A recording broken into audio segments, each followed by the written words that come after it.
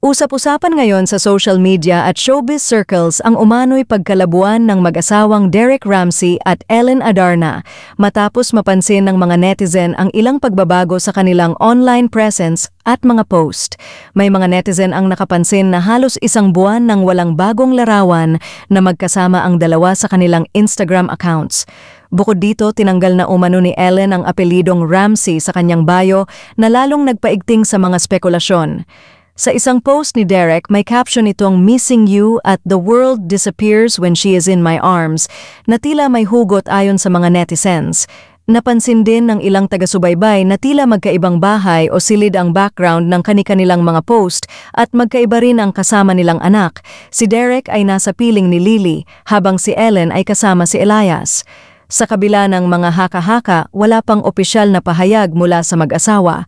Gayunman, sa isang Instagram post ni Derek, nilinaw niyang mas pinipili niyang maglaan ng oras sa mga mahal niya sa buhay.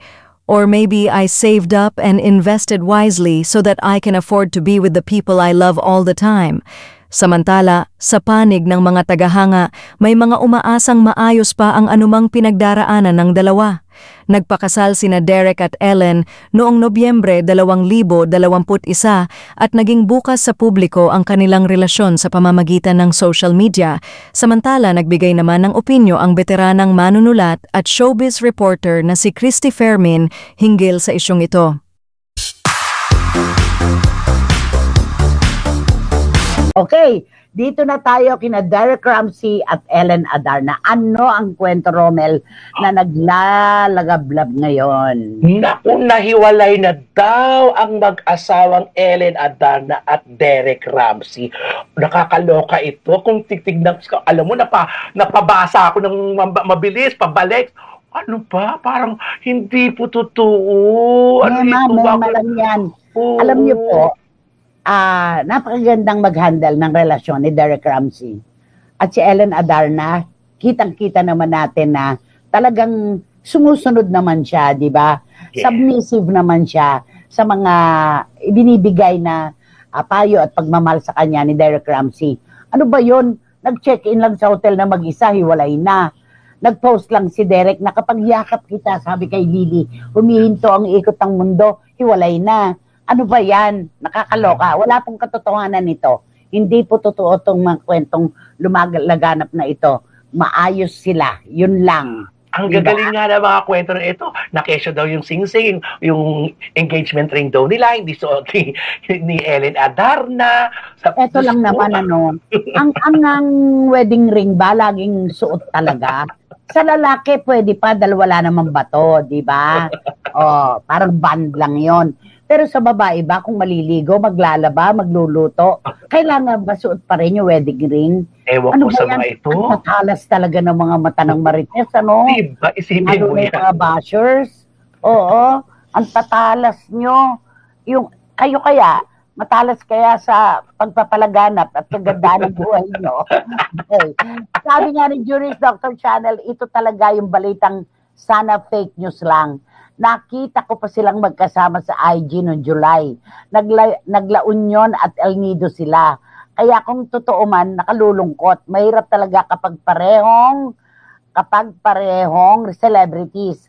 Lahat ng kilos bukas sa publiko. Kaya saludo ako sa mga celebrity couples na mas pinipiling-piliin ang isa't isa kaysa sa ingay sa labas. Tama. At saka ito totoo to. Dapat marunong tayong mag-handle ng relasyon. Yung mga artista na kahit kanino na lang nakikipagkwentuhan, kinukwento yung buhay nila, mamimili po kayo. Dahil yung karamihan dyan, gusto lang makipagmarites.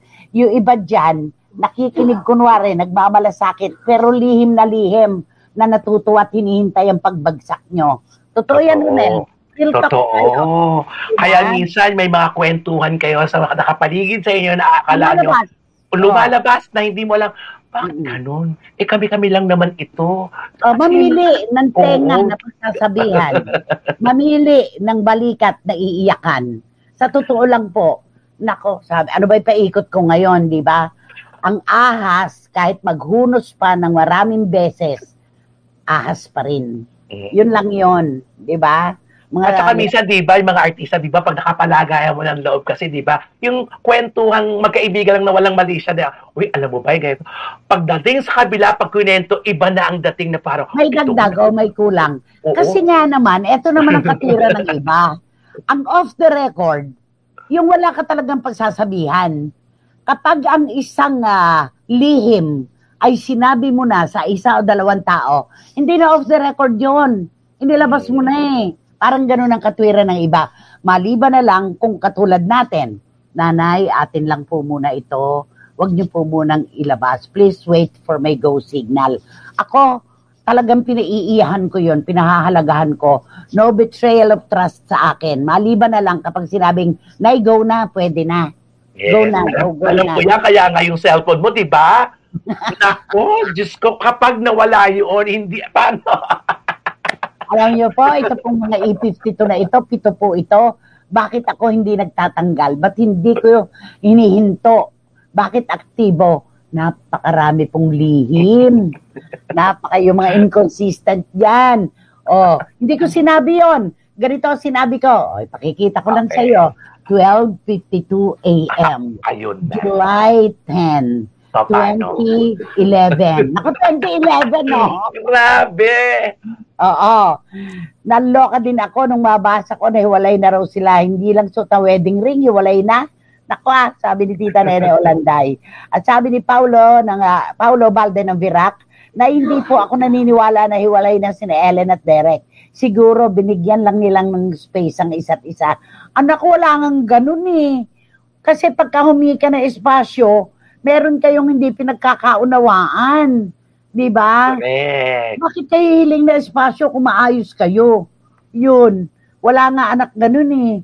Okay, sabi ni Gaison Magdadaro, piping saksi ako dyan, Nay, na pag sinabi mong walang sunugan ng source at pag-hold ng balita, naku anak, kilala nyo ako mula noon hanggang ngayon. Gaison Magdadaro, walang betrayal of trust. Kasi, bakit ko itutuga kung sino source ko? Eh, paano pa ako pagkakatiwalaan sa susunod kung ibubuking ko? Totoo. At saka may right ang mga writers to keep their sources. Ganun yun. Oo, Diba? at saka wag nang ipahamak pa yung yung nagmamalasakit lang para matigil na rin yung iniisip mo na, ay, totoo ba na ganito, di ba? Sasabi niya, ay, ito na, Nay. Huwag mo na lang sabihin na, kasi ganito na. Meron isang artista na nagsabi, Nanay, hindi ko po sinabi sa inyo yon, bakit naman po ninyo, ganito, ganyan. Binigyan mo ako ng go signal. Kailan po? Hindi ko ginawa yon. Pinadala ko sa kanya yung dalawang magkasunod na text yung mahaba. Ito yung binigyan mo ako ng go signal. Ito yung ipinagtapat mo na pwede ko nang ilabas. Bigla siyang tumawag. Sorry po, hindi ko na kasi naalala yan. Kaya sabi ko nga, mag-iingat kayo. Buhay na buhay ang mga kalansay sa lalagyan. Okay? Ang ahas ay ahas forever, sabi ni Neneng Putot. Totoo ka. Kahit pa magbunos yan ng ilang beses, ahas pa rin yan. Tulungan mo pa rin. Tutuklawin ka pa rin. Sabi ni Iram Leah, present po ako, Nay. Mas naniniwala ako sa inyo kaysa sa nagpapakalat ng fake news na yan. Nahiwalay na si Derek at si Ellen.